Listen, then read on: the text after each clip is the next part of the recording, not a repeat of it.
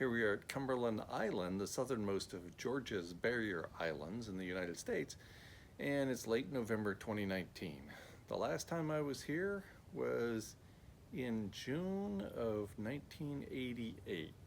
I arrived here, I believe it was in November of 1987, conducted postdoctoral research here for a few months, going back and forth between here and Athens, Georgia. And here we are nearly 32 years later. The place looks pretty much the same as nearly as I can tell. Huge oak trees draped with Spanish moss, beautiful maritime forest, wonderful beach, great place. Cumberland Island is where I did my postdoctoral research. I had an office in Athens, Georgia on the campus of the University of Georgia. 6 hours drive from here, and then a 40-minute ferry ride, and then a few minutes to walk, and here we are at the accommodation I stayed in for those dozens and dozens of nights.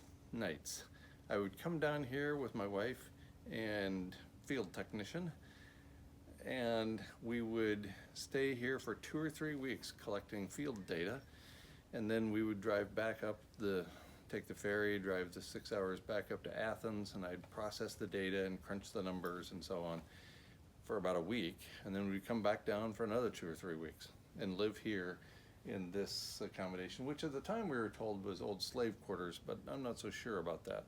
Many of the buildings here on Cumberland Island do date to the antebellum period, but I don't know about this one, which was then and is now a National Park Service accommodation.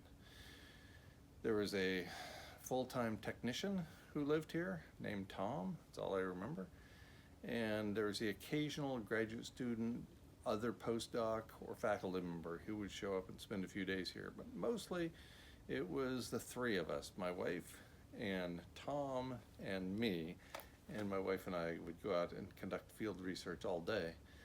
Tom would make the occasional trip on the ferry into St. Mary's, Georgia, to buy ice cream.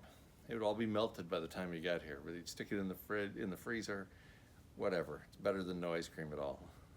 At the age of extinction, only love remains, and including love of ice cream, of course.